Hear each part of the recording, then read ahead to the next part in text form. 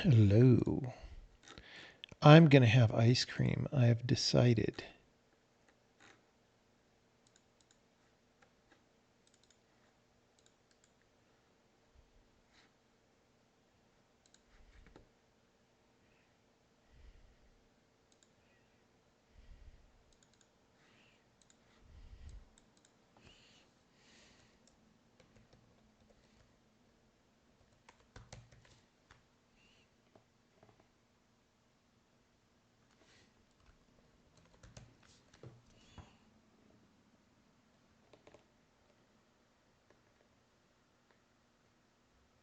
You know, I just get tired as soon as I start a stream. It's really weird.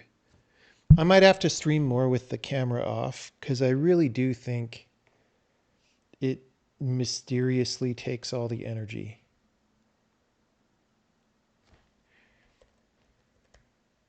It's really weird.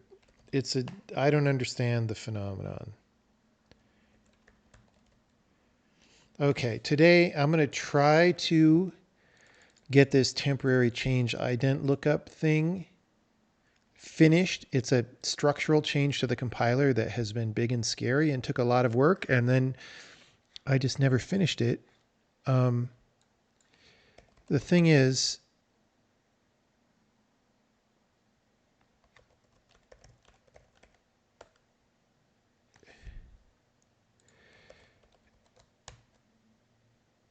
it could be gnarly. It makes me more self-conscious. Yeah, it's not only that though. I don't know. There's something weird about it. It's very like I'm just tired instantly.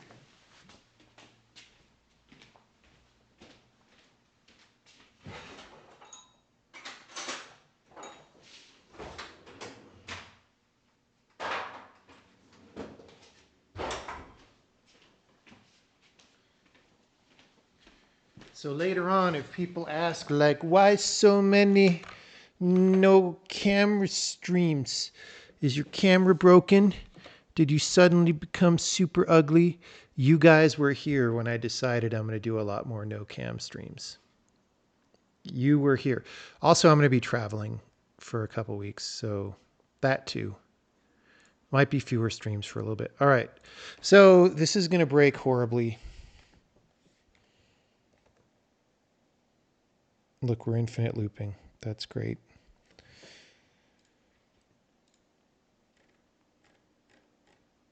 All right, let me refresh my memory about what this is changing. Temporary change ident lookup.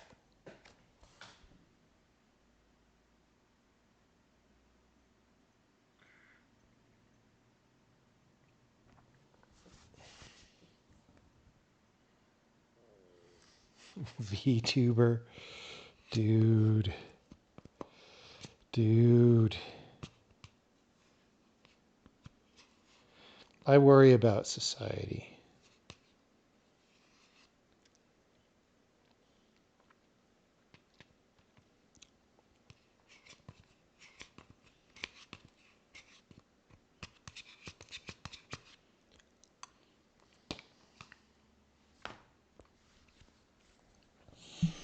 Okay, not very many changes. We make lambdas go live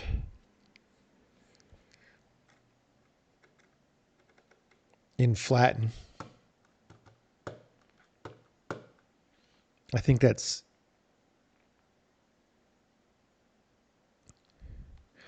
Oh, we don't make them go live in imperative blocks, right? because we're waiting. Yes. Yes.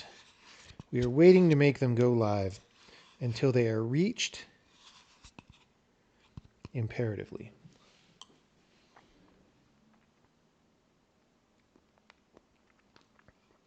A B-tuber. Oh, let me show you guys what I got today.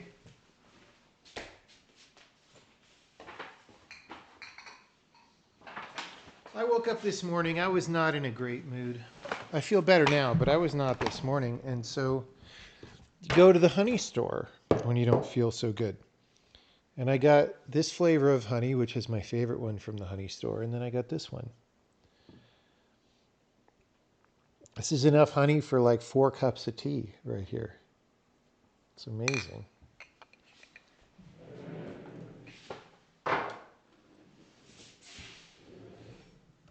What is the clear one? That's acacia honey. It is acacia honey.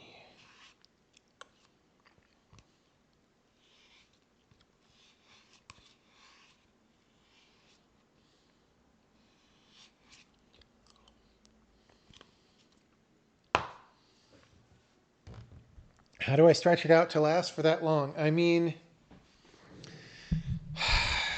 it just comes with a great deal of tea drinking experience. You learn to optimize.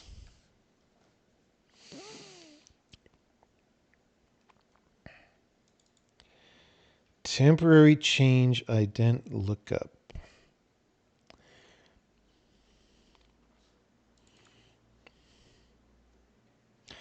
So here we make it go live. This is the flip side of that change in the other thing.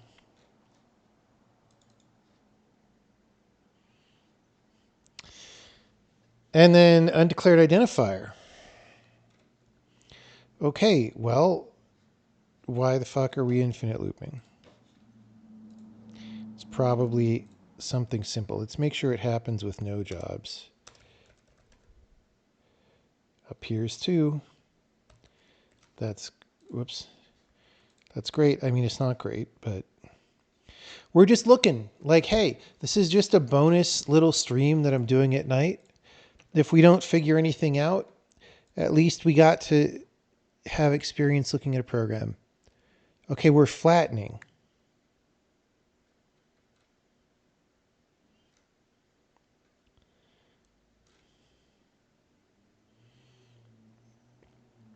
Okay. I bet we're returning incorrectly or something. Oh.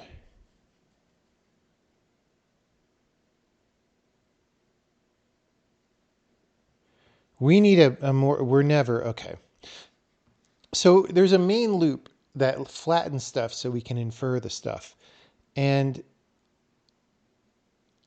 that main loop is trying to flatten this lambda, and we're refusing to do it.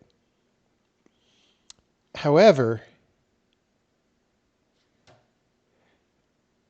we should permit it if queued arrow expression is the actual lambda, which I bet it is.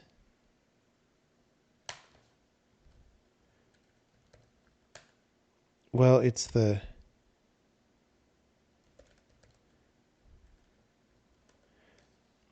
body.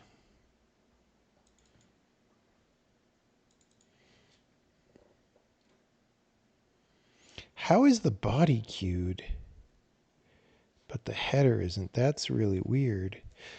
I mean, oh, it might not be the body for that one. Yeah, never mind. Never mind.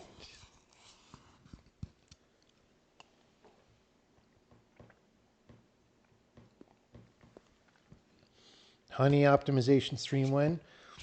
We have honey optimization streams all the time. You just have to be perceptive enough to notice the honey optimizations that are occurring.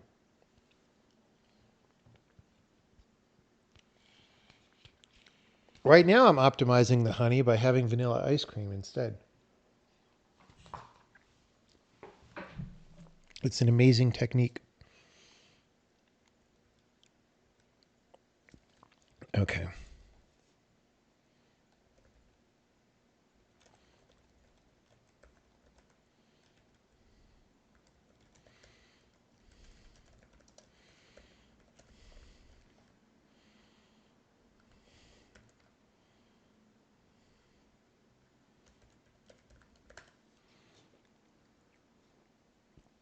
Yeah, it's a different procedure. The 4, 5D, and the 7 are all the same. Why is it on fucking 7? That's probably bad. I don't know, man.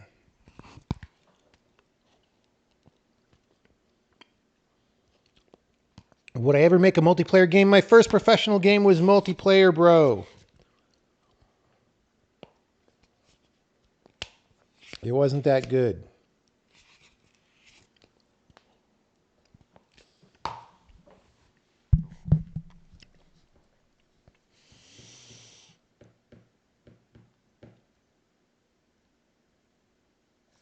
Self-cued.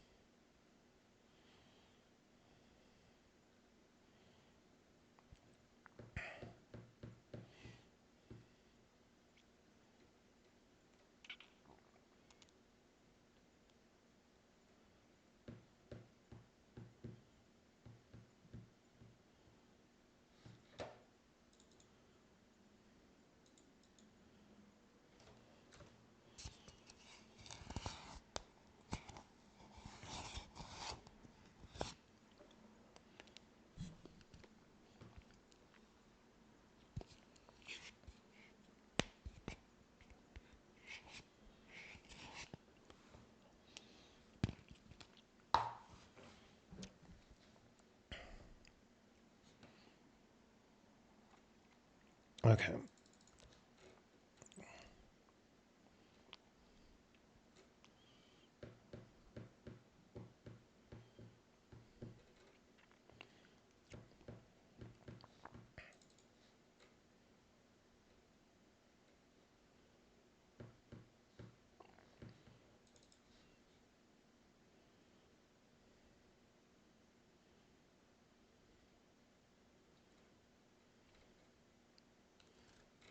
Okay.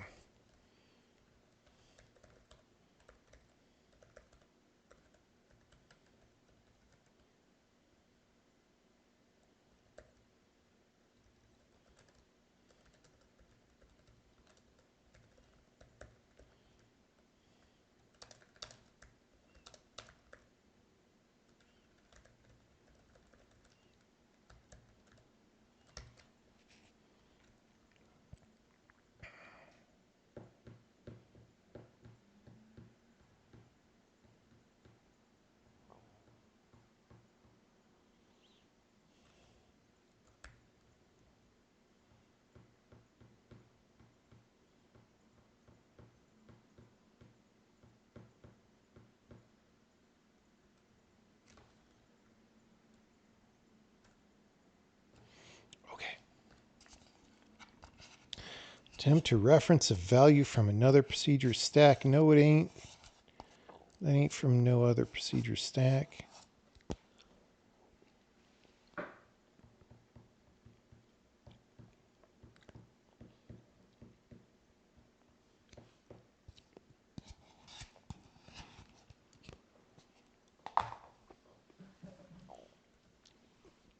Would I make a new one? Maybe. I definitely have ideas for what I would make if a woodchuck were to chuck.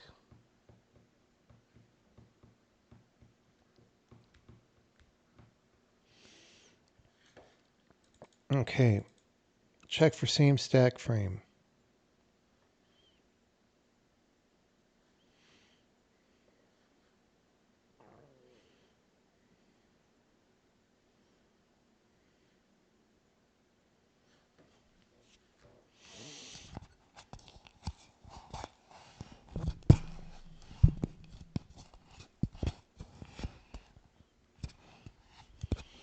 Yeah, I believe we're attributing this to the wrong procedure now.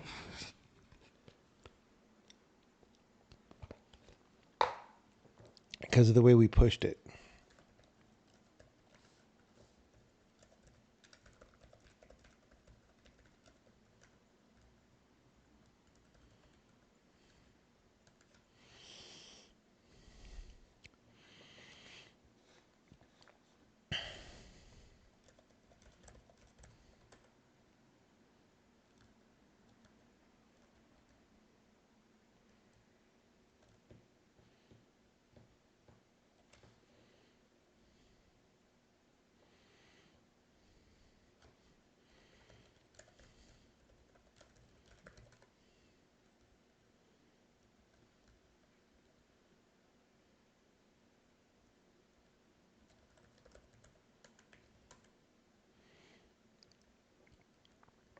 Yeah.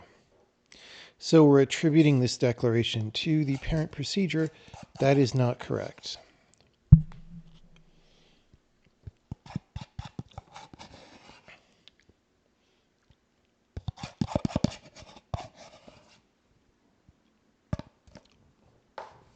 Really, though,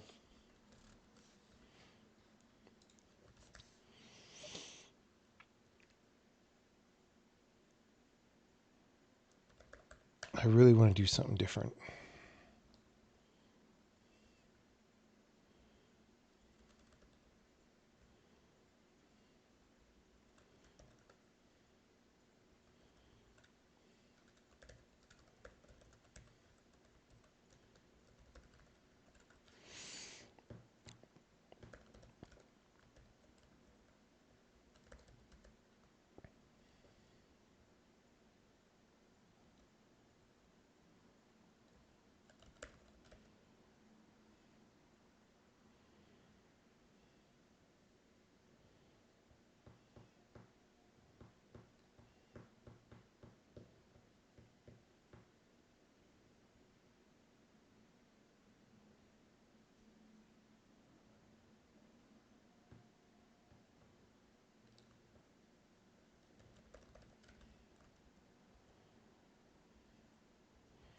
The stack add is going to call go live. I don't.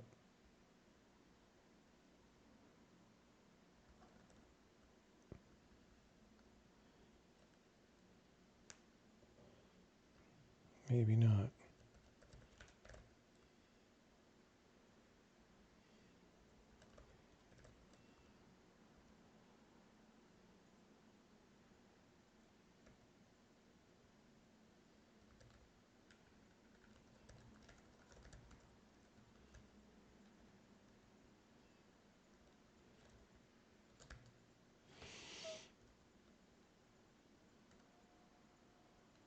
Still infinite looping.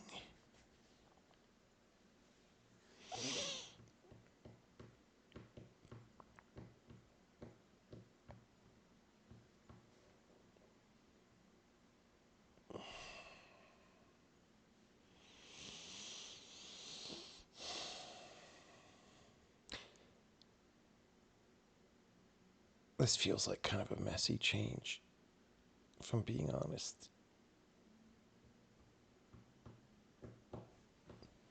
We could do this differently, but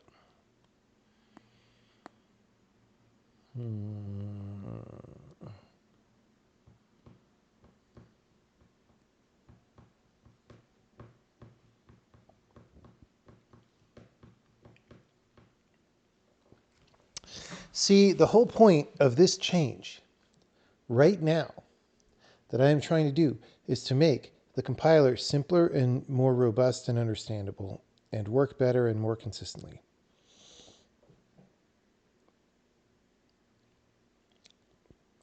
I don't want to add a bunch of random complicated changes to make it work. You know what I'm saying? Because then it's maybe not simpler, although it is, but maybe not. Okay, so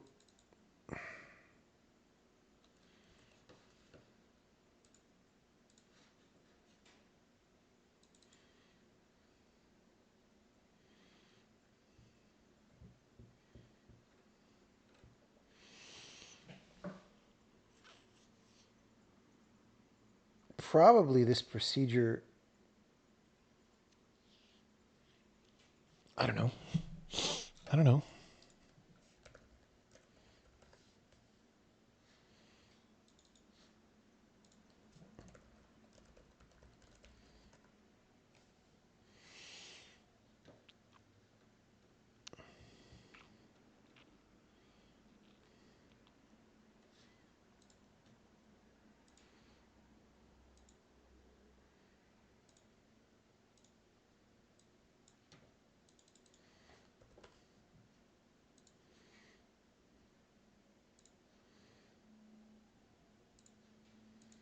385 queued.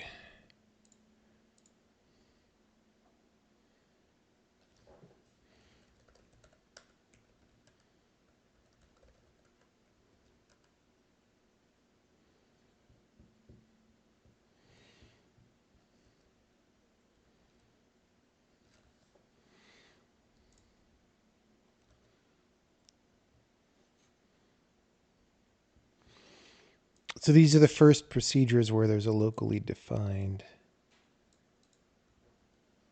thing.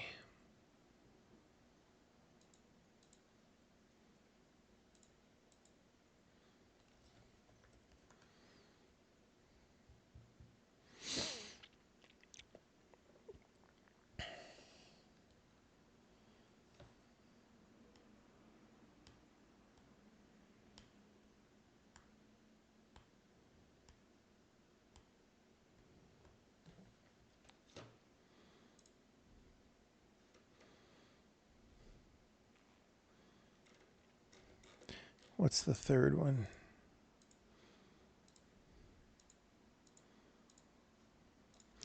Line 390.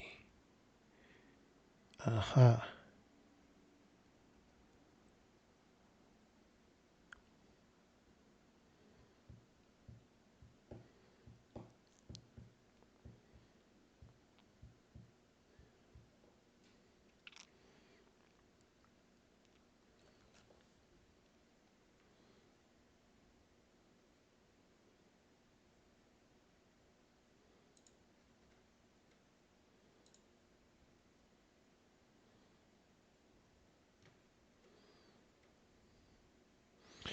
Where's the name? Bound name, runtime support default logger. Yeah, so it's actually these interior ones that are not totally, whoops, it's this one, sorry. These are not proceeding. So the question is why?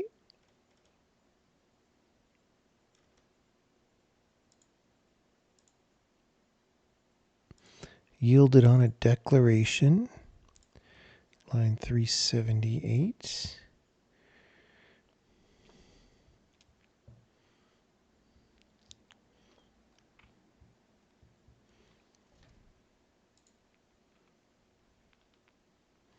Message. Yes, so the procedure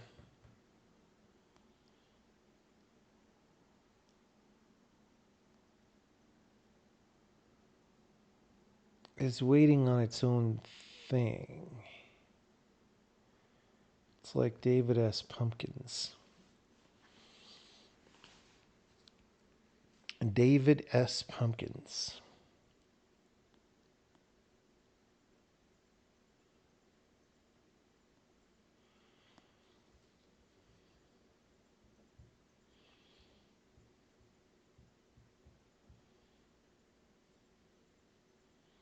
How's it going, everybody?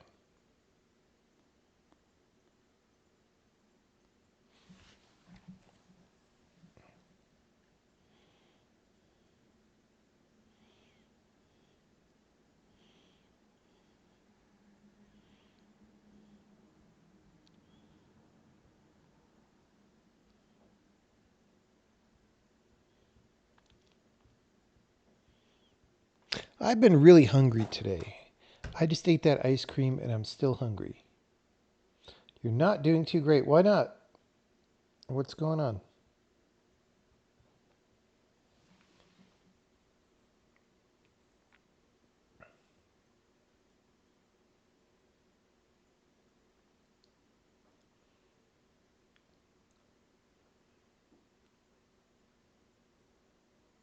I'm going to get another ice cream.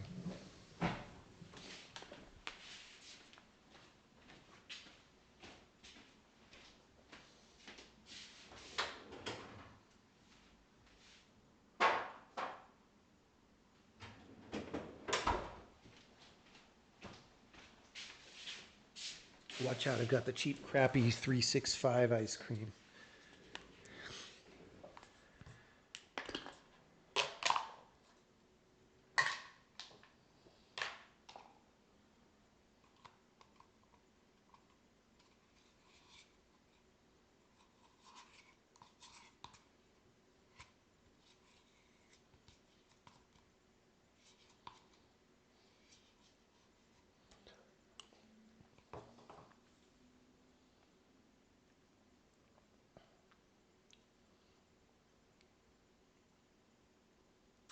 Yep, definitely. Sometimes In life, things can happen that are potentially depressing, for sure.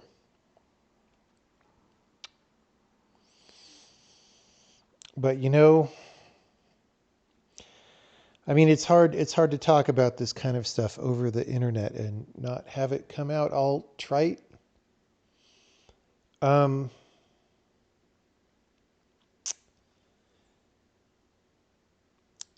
so maybe I won't. Maybe I won't. Because I don't want to accidentally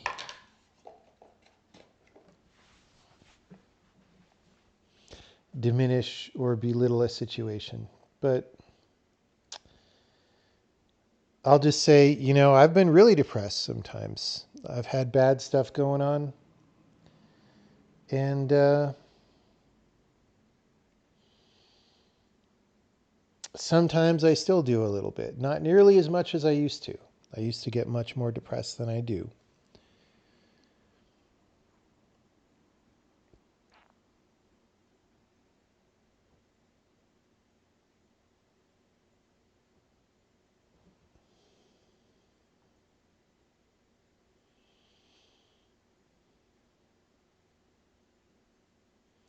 I'm trying to think of what's useful to say about it. That again is not like I definitely have some observations that the way I formulate them to myself certain ways, and they're helpful to me, but they may not translate. And if they don't translate, they may actually do the opposite. Should just get busy and find a job ASAP. I mean, sort of. Okay, look, here's the thing. Often when we're depressed, just changing things up helps. A little bit of distraction helps, right? Um, sure.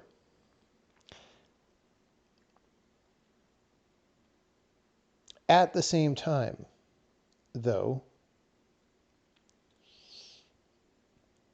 see, there's always multiple things going on. Some of them are very surface, like if I don't exercise very much for a long time, I just feel more depressed, and we know that about people, right? Like when we're physically active, we're just in a better mood, and that's just like a chemical thing, sort of, or maybe that's not the right way to think of it. But there are deep issues about how are we responding to life and how effective are we being in life and all these things, right? And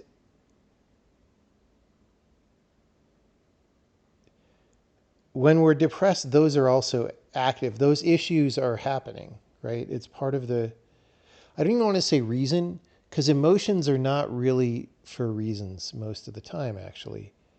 Like events are like excuses for emotions to come out that already were there. So, but that's part of the background of maybe why that emotion is there is that there's unresolved fundamental issues of life that sometimes are very, very hard to grapple with. And what I mean when I say that is that there are just certain basic pieces of reality that our entire society is structured around ignoring because most people just, well, I don't know. Like if we were to change the posture of our cultures, maybe people wouldn't be so bad at confronting these issues, but currently they are. And so, we just choose to have that distraction be the main thing that we do because nothing else is on the menu. And I do want to say these issues can be confronted. And what do I mean by these issues? Well, like what makes life worthwhile actually? Not the platitudes that you've heard from people, but what actually does. What makes it meaningful actually? If you knew what made life meaningful, then even if bad things were happening to you and people you know, you could still feel that you were contributing to something that is not bad, right? Even in a bad environment, if you knew that. And the problem is we don't mostly have an answer to that.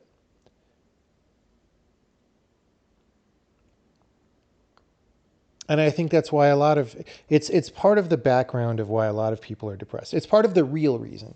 Like we can always find reasons that happened, this week or this month, right? So here's the thing. Our society is really, we're sort of at a local maximum for how vacuous and insipid and false are the meanings proffered by our culture, right? We have more communications technology than we ever have, right? And what those communications are like of historically low quality, right? And so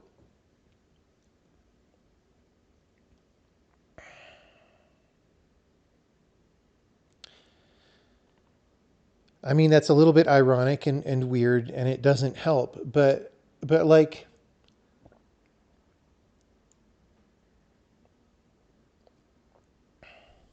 what I would say is the pathway out of feeling depressed frequently is to really attempt to grapple with these issues. And I say attempt because it's very hard. Like real, actual grappling with the question of meaning is very difficult. Perhaps more difficult now than it was 100 years ago, again, because the environment's so full of noise. On the other hand, there is good information out there that wasn't out there, right? So really, I think, and I don't know, I mean, other people are different from me, right? And so I honestly can't say anything too specific, but I'll just say if people are depressed right now, I'm not surprised, right? It's actually a reasonable response to what we are doing in the world. And when I say that, I don't mean the usual things. I don't mean let's be depressed about the environment, so pour tomato soup on a painting, because like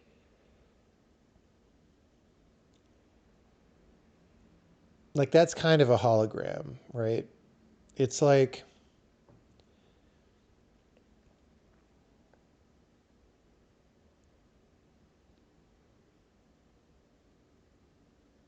yeah, let's not say more about that. But I mean something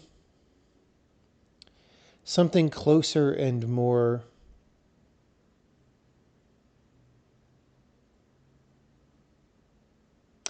real to the individual, right? So let's just say whatever is really meaningful right now, just as a clue, right?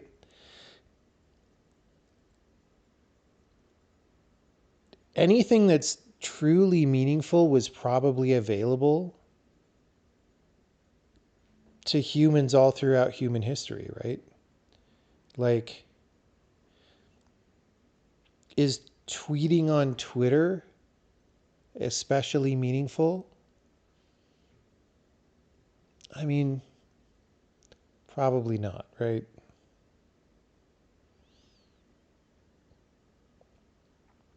Anything that's really true,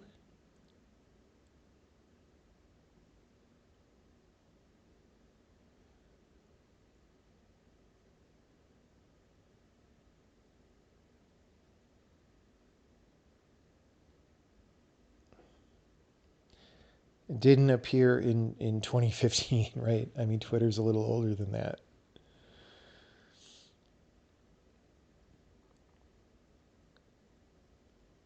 So it's not surprising. And, I definitely have my days when I am not feeling so good. Fortunately, and this took a long time, but I amassed ways of dealing with this that are hard to describe.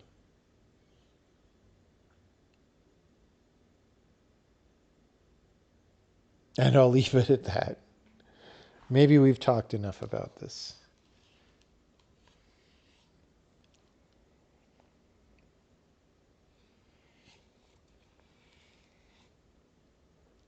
I learned to work like Goggins regardless of how I felt in the morning. Sometimes. Okay, here's the thing. Here's one of the secrets.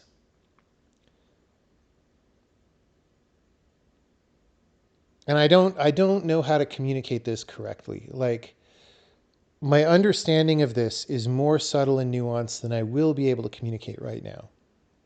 Okay? But the basic action of the universe, whether you think about it as physics or information or state in a video game or whatever, is that you have a complex situation, most of which you can't directly observe, and things are interacting and they produce the new situation, and then that produces the new situation, and so on and so on. And that's the forward march of time that we observe, right? The thing is, because things are so complex and nuanced, the right thing to do at any moment, the actual optimal, most in flow, you could be a little Taoist about this and say most in flow with the world. Thing to do at any moment is not determinable in advance. There's no predetermined strategy that's going to be right all the time because things are always changing. And, right now is different from 5 minutes ago when I started talking about this, right? And so, I will say, one of the tactics that I have learned, right, is to just sit down and plow through some work when I'm not feeling my best. And maybe certain kinds of work are easier to do at that time, right?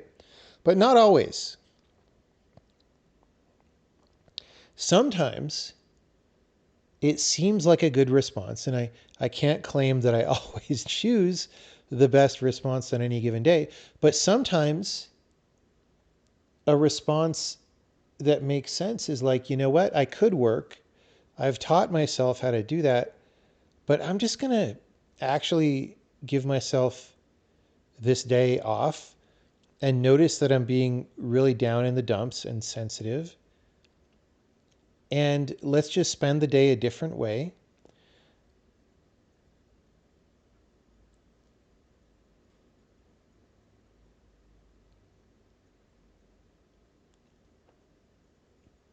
And again, this is complicated and it's very personal to me.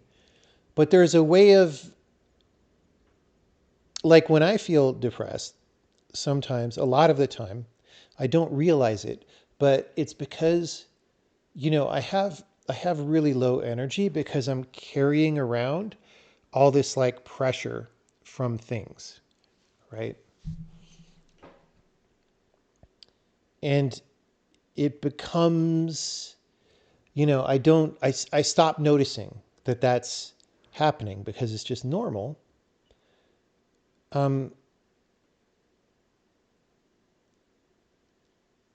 and so it's very useful to just let that pressure go once in a while, right? And I don't mean necessarily by like wild partying or anything. That's not actually a very good way to do it because a party, it's very easily an intense social situation where now you're replacing some pressures with other pressures. But there's a way of just like I'm going to go to lunch for a couple hours and I'm going to relax into whatever's happening. And there's a way, again, this is going to sound like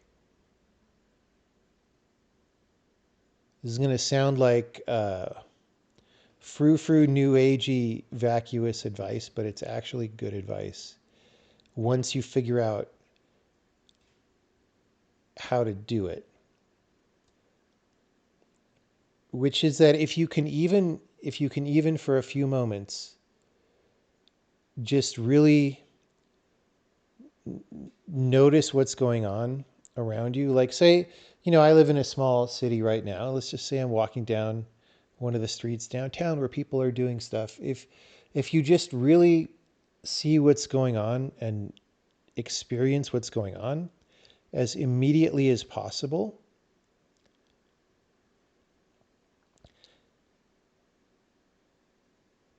it actually allows a large part of your mind to relax, right? Because you're not using it to like uh, make things happen the way you want them to, or to worry about how things should happen, or anything like that. And it's very, it's very relieving to be able to do this, even for a minute. And I mean, guys, I didn't. The reason this isn't vacuous advice is that there is something real that happens here that I didn't learn how to do until, I mean, I'll try to remember what year. Let's say 2012 or 13. Like I've only known how to do this for like 10 years. Before that, I would have thought like, oh, I'm just relaxing, but I wasn't really. So there's sometimes secrets like this that are in plain sight in the world. And you could talk to somebody about it and you could think you understand what they mean, but maybe you don't actually. Anyway, so learning to go into a more relaxed state like that doesn't mean that bad things aren't going to happen, but it can provide you with more energy and resilience that you can hold in reserve and bring to those situations that are harder. And, sometimes you may find that leads to a surprising result.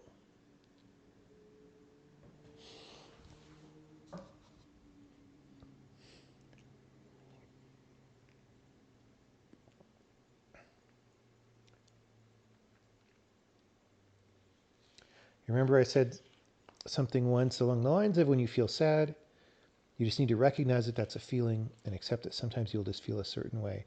Yeah, I mean, that's one of the things that I was almost going to say. But also, like, that's the kind of advice that maybe doesn't totally help when you're really going through it, right? That's why I didn't want to necessarily bring that up, even though it's totally true. But when you're really intensely feeling something, it's not always the best time for for certain kinds of techniques and understandings. Like it's better to train those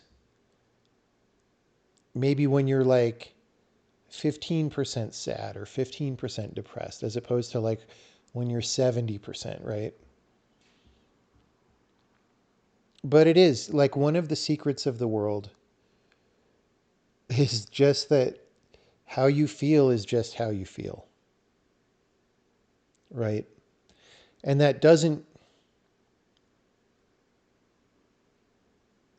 remove validity from it. It is a big part of your experience how you feel, right? But we tend to overly couple how we feel to some kind of therefore reality is a certain way. And that's usually not true. It's just how we feel is how we feel. And how reality is how reality is. And those are kind of different from each other usually.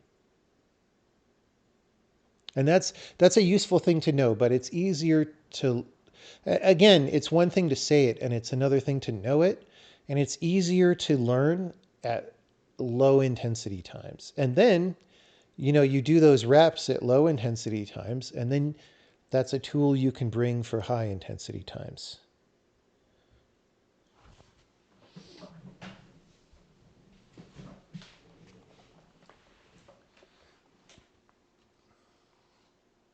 Okay, my ice cream's melting. I'm not doing a good enough job eating ice cream.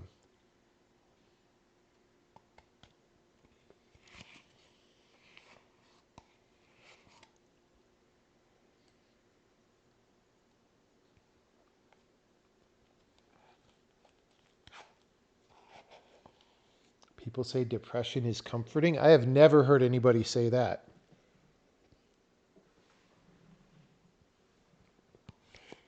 Don't even know what you mean by that.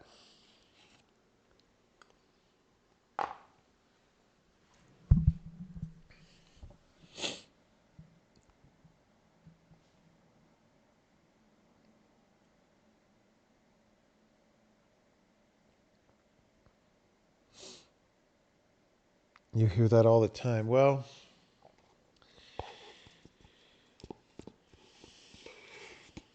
don't know.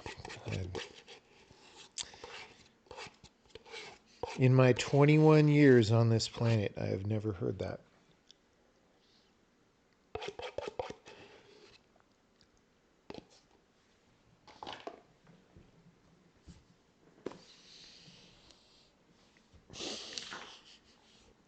It's actually not my birthday for a while.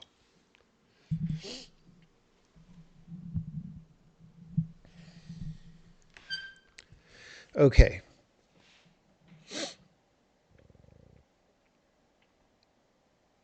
So I'm just taking this kind of slow. I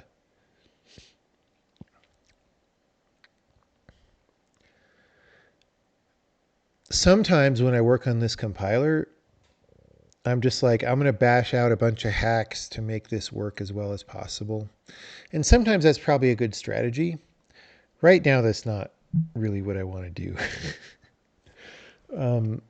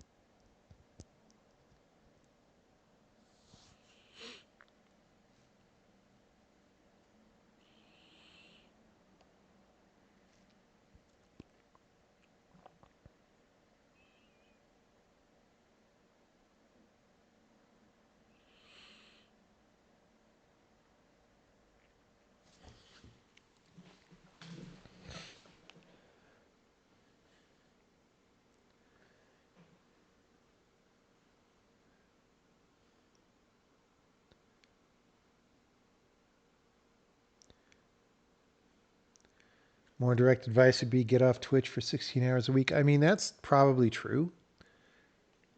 But it also matters what you do with that time instead of watching Twitch. Do I plan to play Baldur's Gate 3 at all? Not really. I mean, I'll probably play it a little bit, but I don't expect to enjoy it. I don't think I ever finished Baldur's Gate 1 or 2.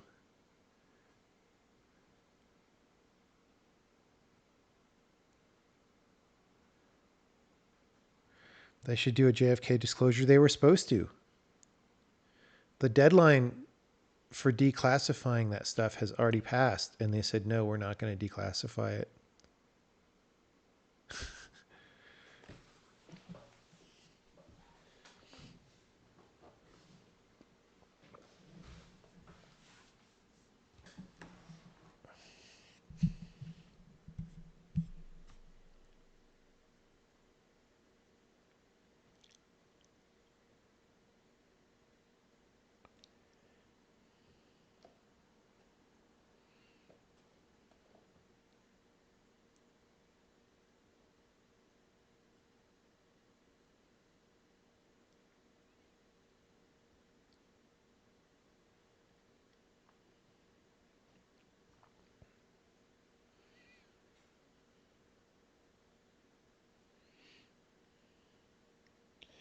I've never made Flash games. Never made one. Talked to Edmund. He made a lot of Flash games.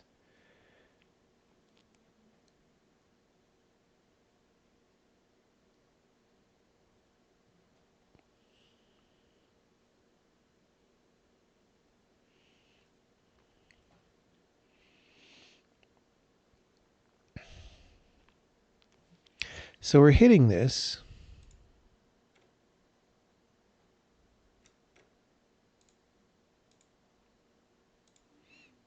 Yeah.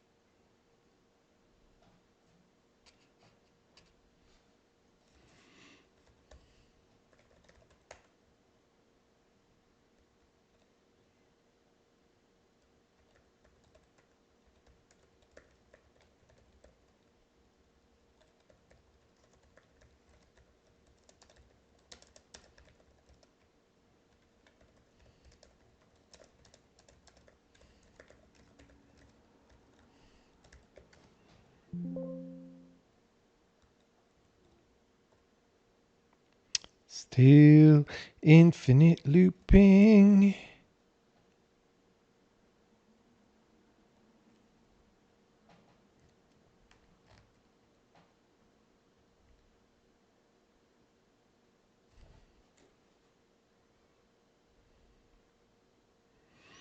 Okay, so now we're flattened within ourself.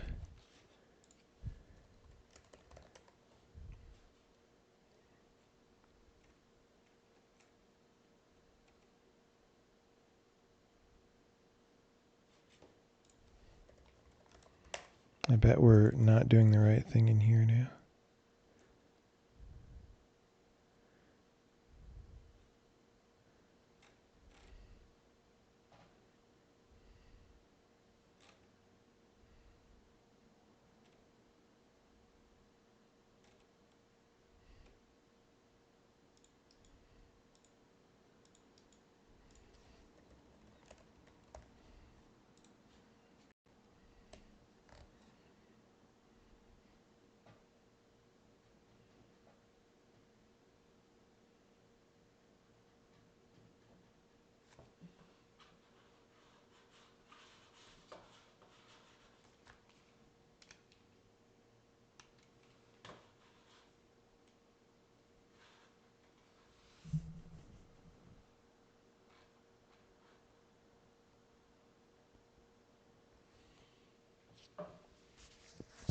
Yeah, I mean, there are many very basic bugs in Visual Studio that wouldn't take very long to fix, where if they fix them, it would help me out a lot.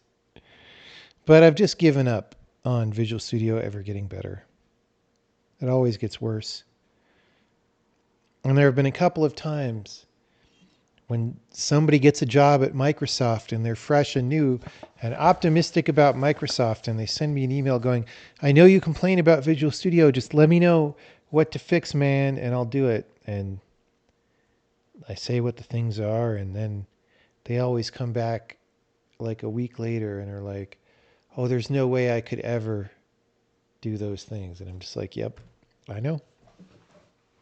I know.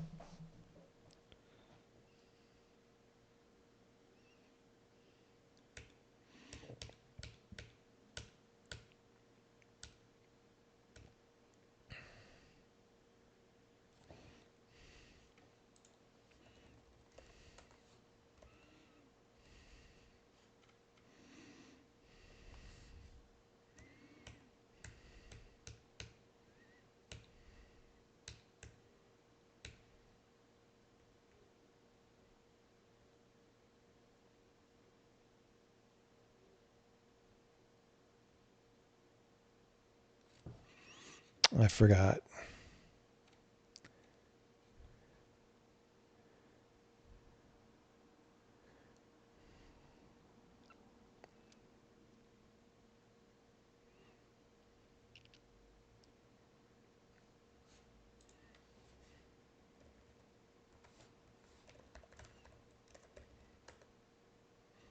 Yeah, I forgot a bit.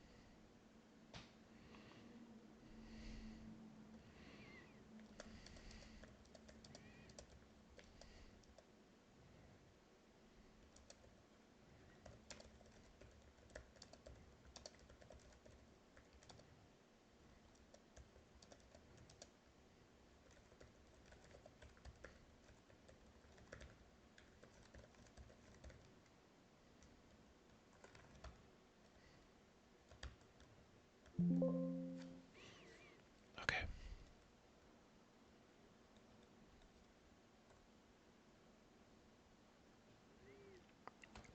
Infer types for directive run.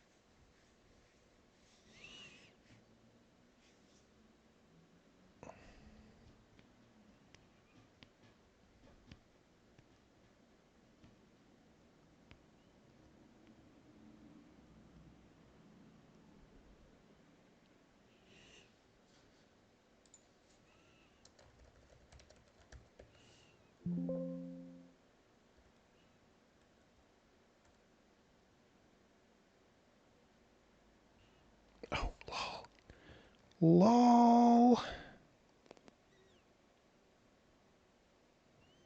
I forgot about that.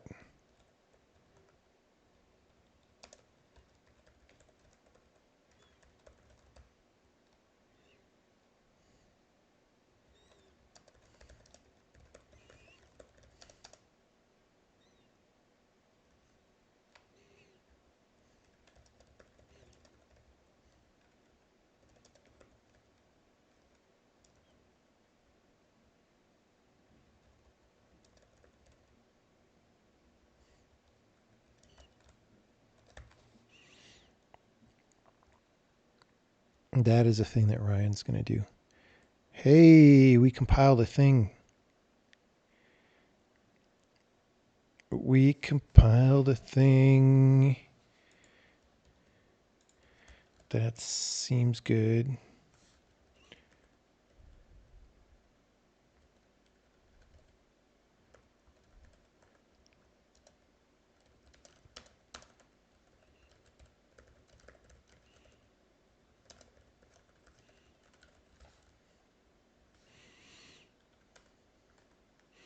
Hey, we have a running program.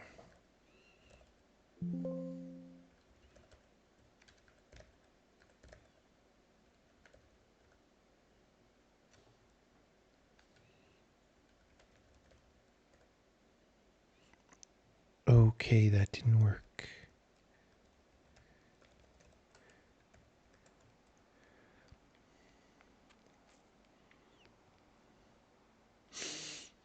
Interesting.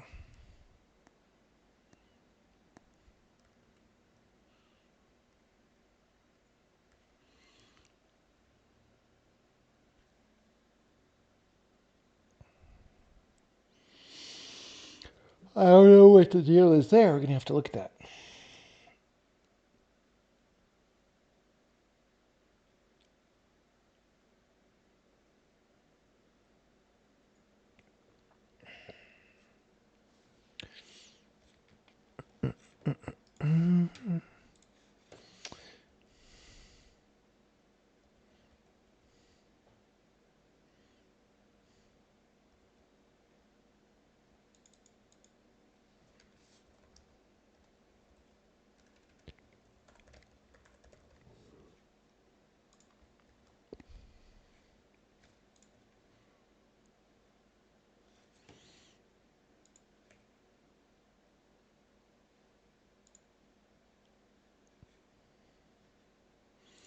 Okay.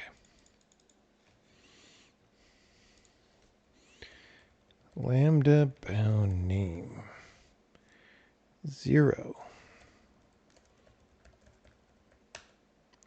2 105.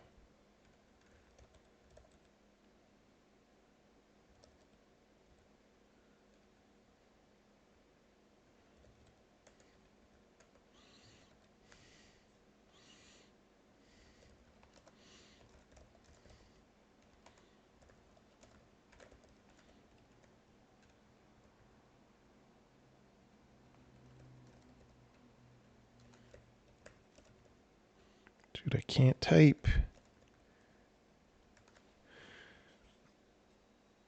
Hash table. Hash table.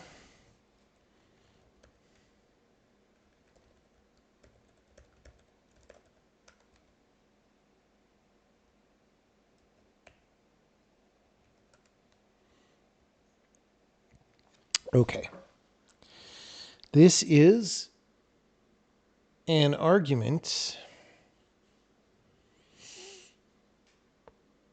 to a struct.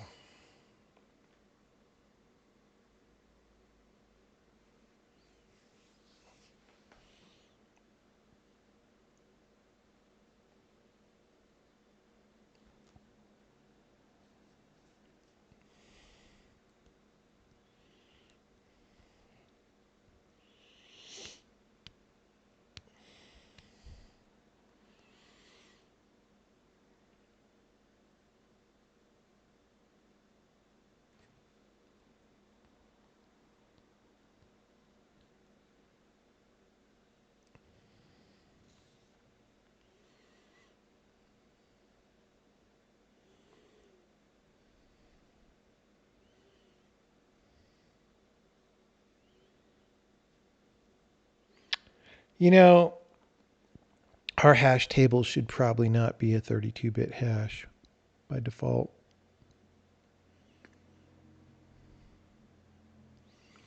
Seems suboptimal.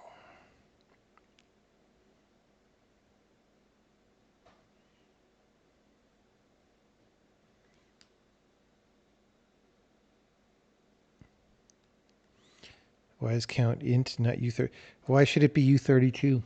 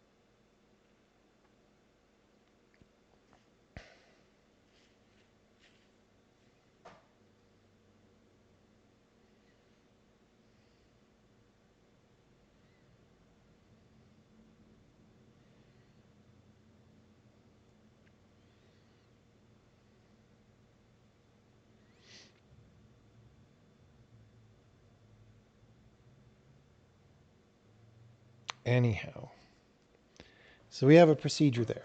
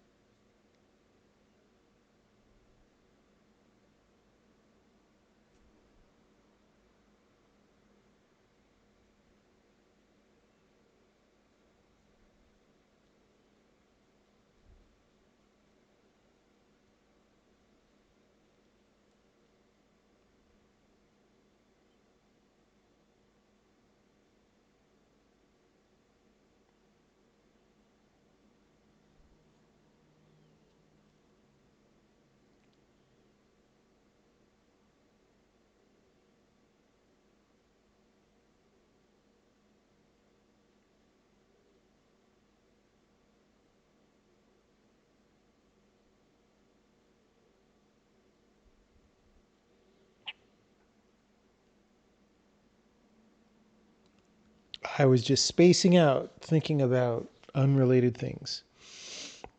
Okay, so probably that self-queued check is going off.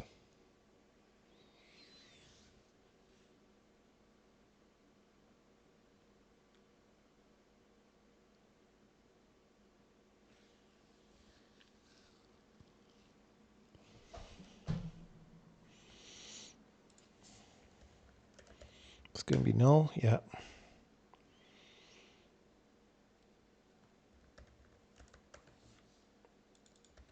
Can go to flatten.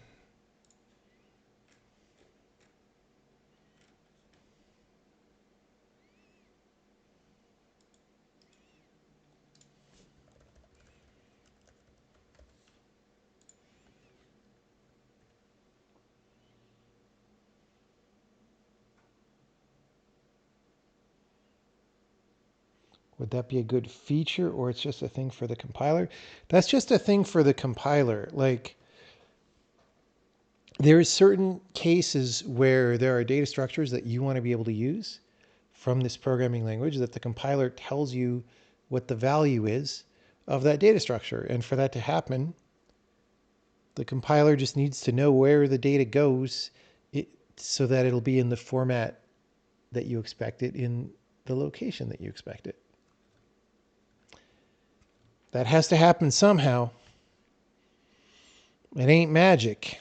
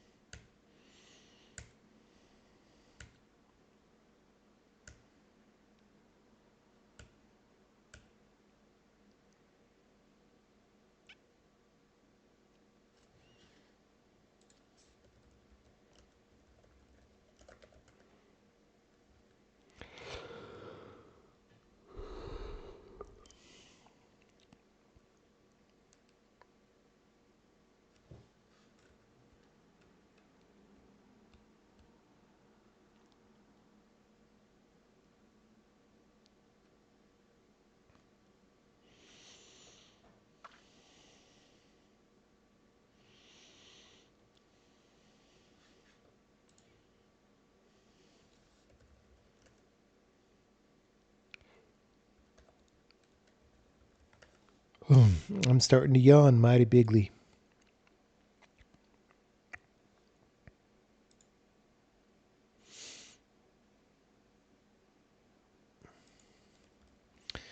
Yeah.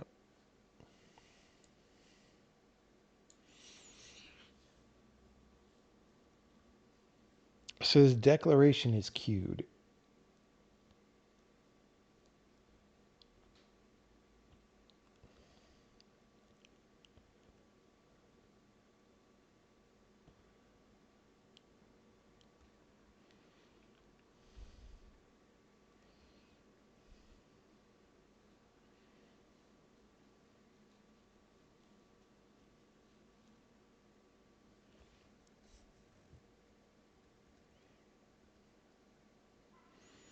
We add all that to the declaration.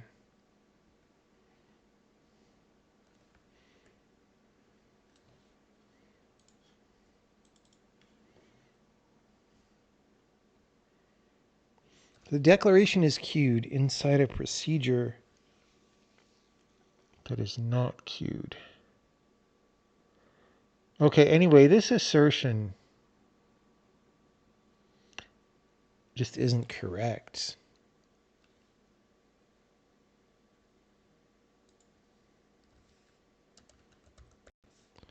That was a guess of mine. No, I don't think that's going to work either. Yeah. Wait, what?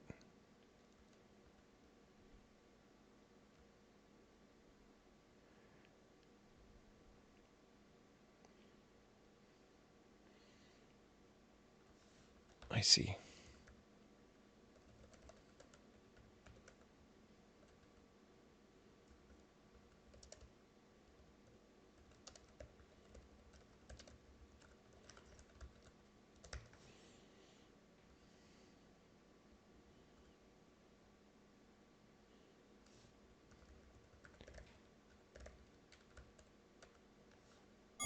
Bro. Oh, I missed the power up. I got that one though.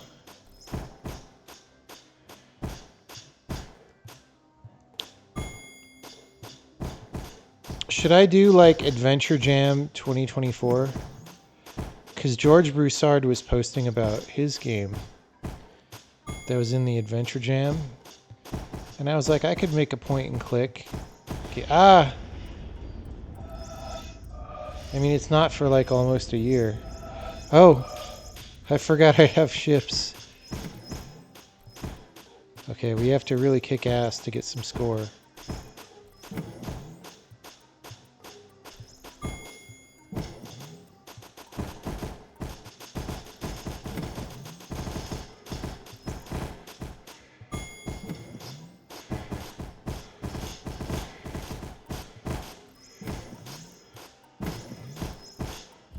Oh, I flew right into that, dude. I was looking elsewhere.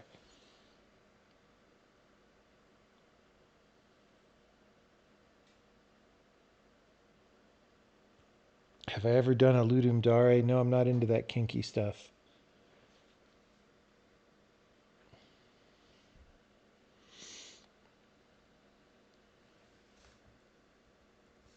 Well, that's pretty cool that this works on invaders. Some stuff will probably fail. But this is really good progress, actually. Even if we don't finish this tonight, this is great. I should be able to toggle the if-def back off and keep the progress even if it's not done.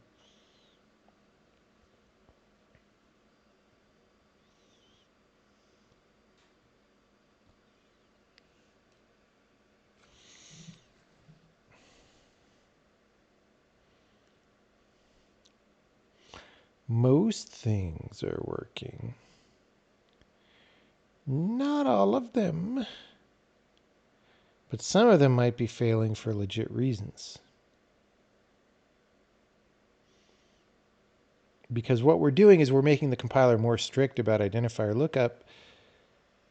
Some of these might actually be the programs being wrong. But who knows?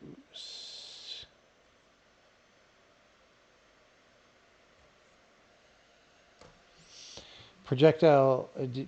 Pick a power up that looks almost identical to an enemy projectile. That's a good idea. That's like some Binding of Isaac shit right there. Okay. Failed to compile within 60 seconds. Undeclared identifier is integer. Okay, yeah. That seems bad.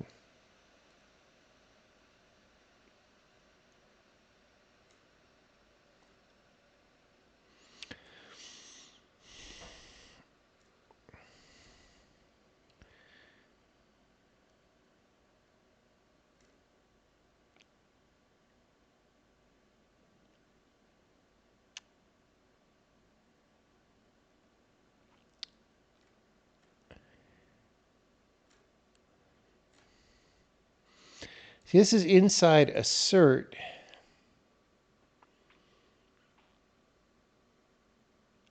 The assert is probably being queued.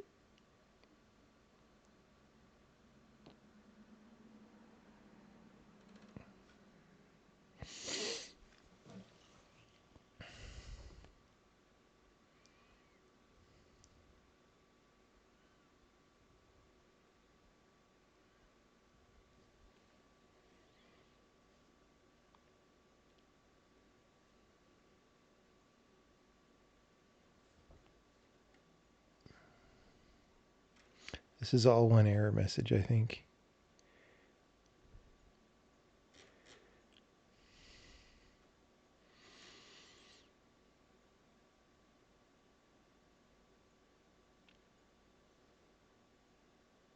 Yeah, so I remember these. Okay, so there's like two different things to fix.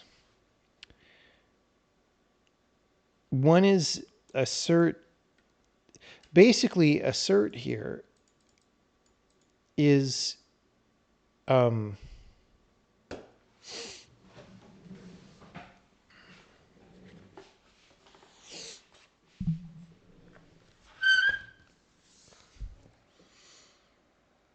it's getting queued, which means it's getting resolved asynchronously.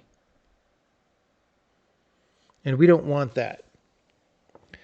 Because like the whole point of what I'm doing here is that if you're in imperative scope, then by the time you try to refer to an identifier, it should be defined. So we don't actually want to do this till after this.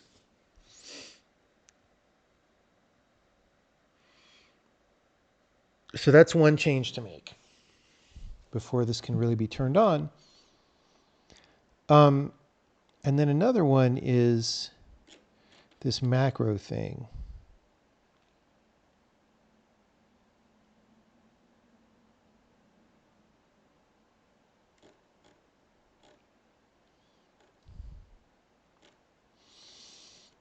Wherever that was.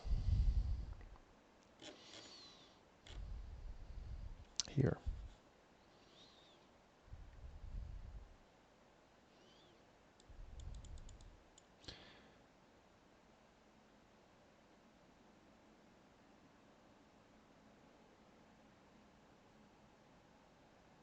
This might be something to do with the way macros are expanded, or it might be a legit that we don't have a placeholder for init zone names. I think we don't have a placeholder for init zone names because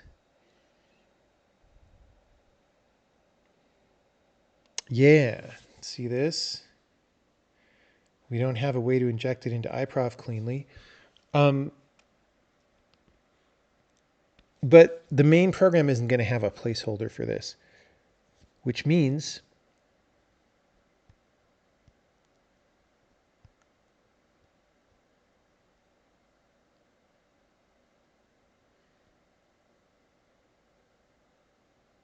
I need to solve that in a different way. Okay. Because I'm tired, I'm just going to take the W for this. We're not done, but we've made progress. So here's what I'm going to do.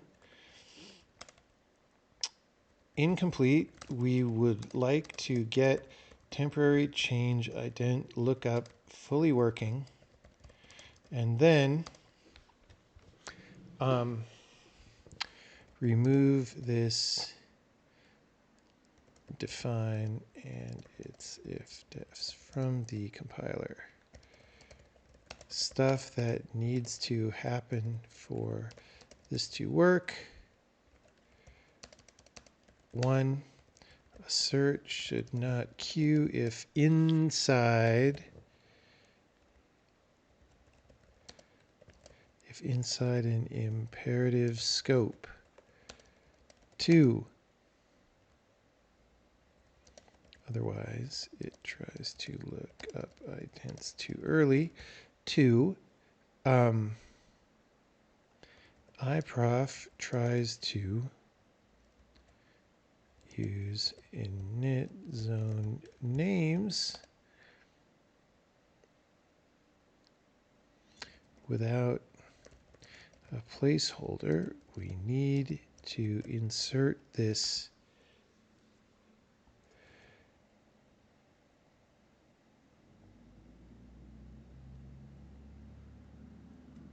into a local scope of iprof so we can have a placeholder.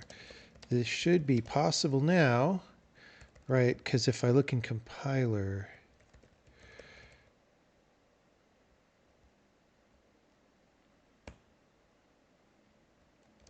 as we have the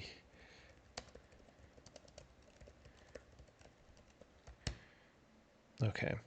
The reason we added this is because you can pass the file message or the import message, right, of where to put these things.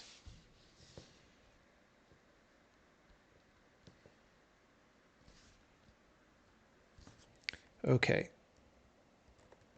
Let's put this back to 0.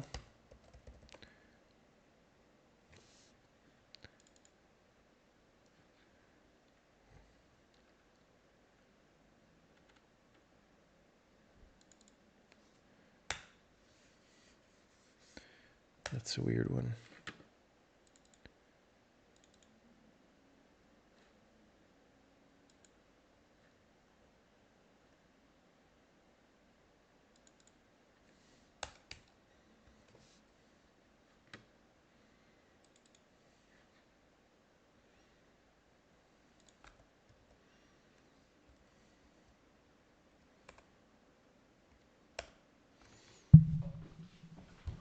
Okay, so we've turned that back off just so we can check in the progress that we made. I still am going to need to build out those no check-in comments first, but we're making sure that it works. Jackass was a major player in those. I mean, I tried. Jackass was an unsuccessful experiment, which is why it's turned off. I do want to go back and try again, but there are some structural things to do first. So that'll come later, maybe.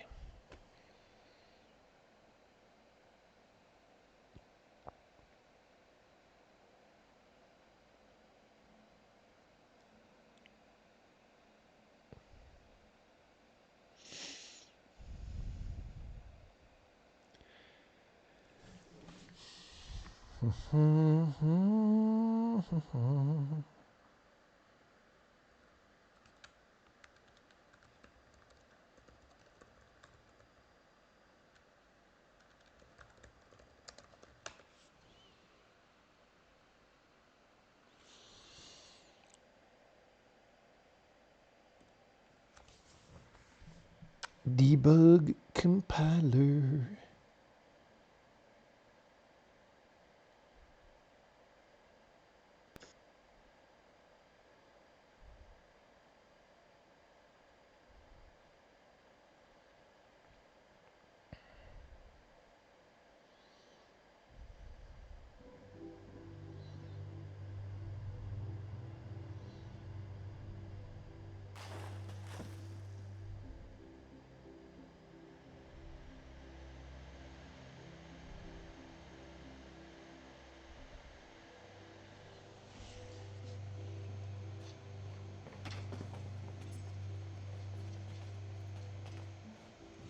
I'm so glad we fixed this level.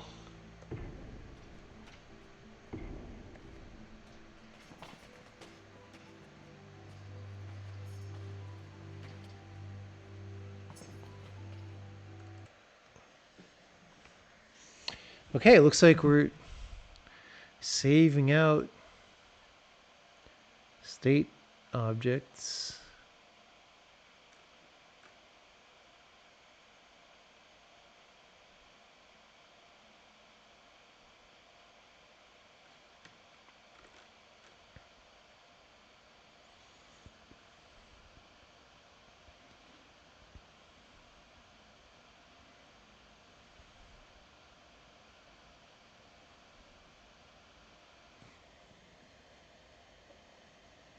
Yeah, we use LLVM for optimization in release mode. However, we're just starting to peek at what would it look like to do optimization. Like what my plan is to sort of start putting optimizations in. I mean, we actually do have some already. It's just they're more like middle end optimizations, which is something that's kind of out of fashion in modern compilers, but there's reasons why we're doing that. But so, we want to start doing more classic code rewrite kinds of optimizations. And the plan there is to just sort of slowly add those over time as we identify low-hanging fruit ones that'll help.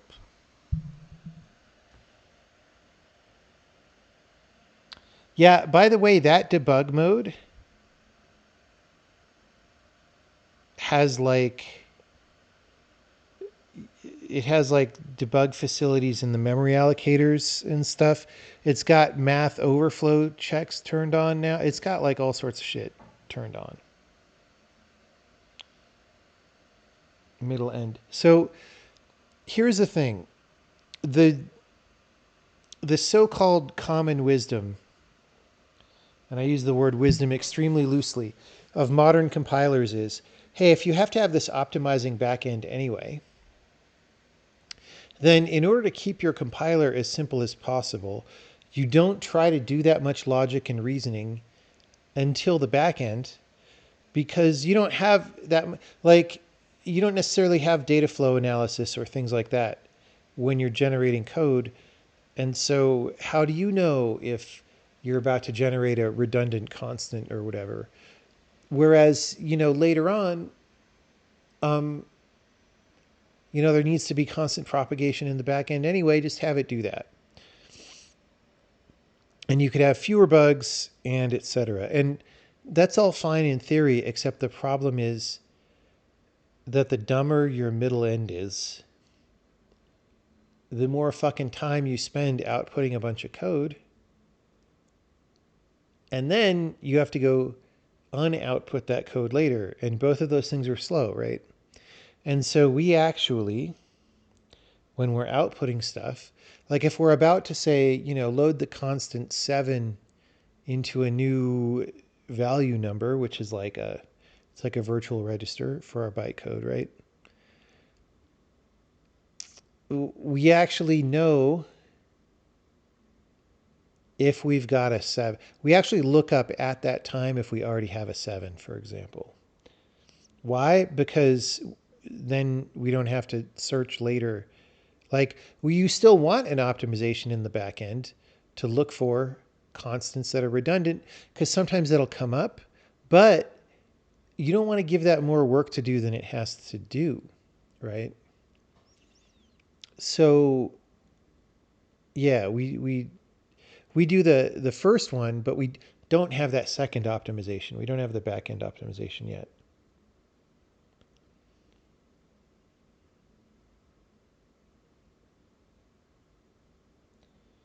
What do I think of Casey's takes on inefficiencies of modern programming? I mean, I have been too busy to watch all the Substack videos that Casey's been doing lately, although I'm sure I agree with most of what he says.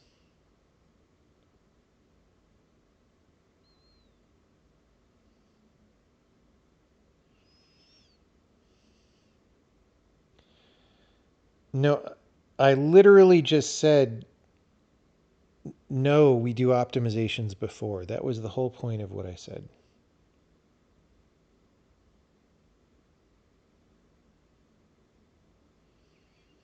I said we're breaking with modern compiler tradition. Oh, in the modern compilers, yes.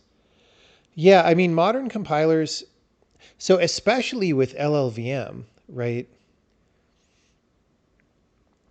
You have a super dumb middle end that like outputs a text file with all the bytecode in it. And then you like run some other tools on that that do optimizations, right?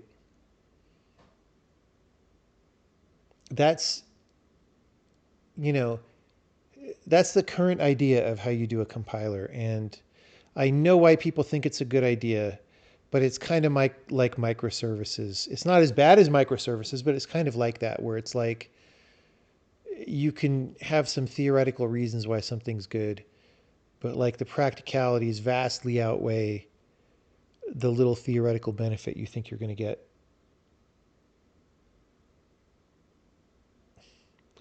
Before compiling to LVM, do we do middle end optimizations? Yes, we do. We do. We do those regardless of backend. Middle end doesn't even know what your backend is usually.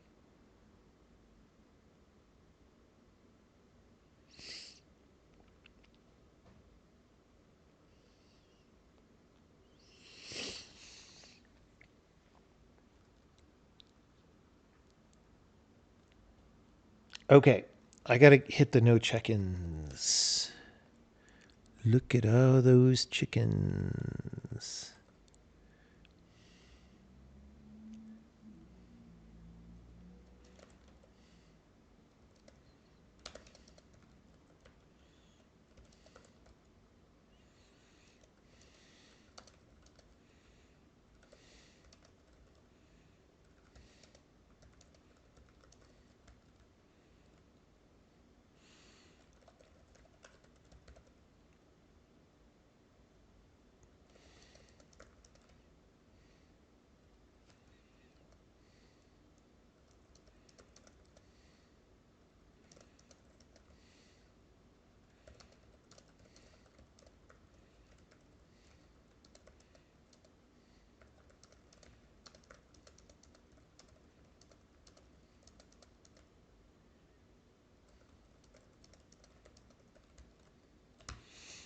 Okay.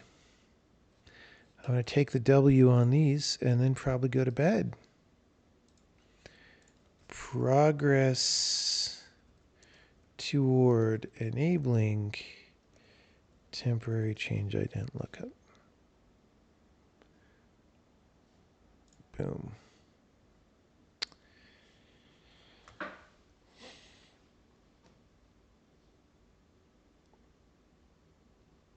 Dude, I can't wait till the category theory people get to the microservice people. Because you know those microservices are running without category theory when they would be made so much better with category theory, you know? The functorality of message passing is a very powerful tool.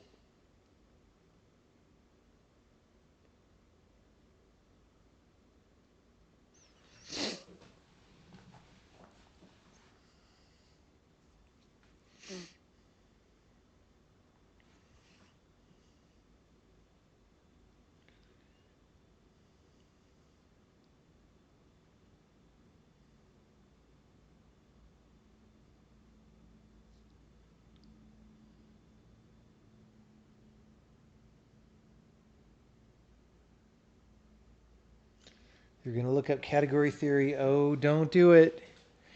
Don't do it. Don't do it.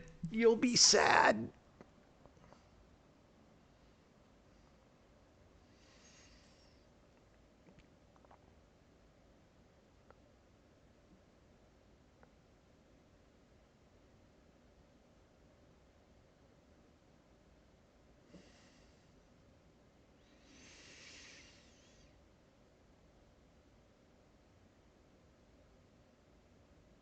Yeah, we just run SVN serve.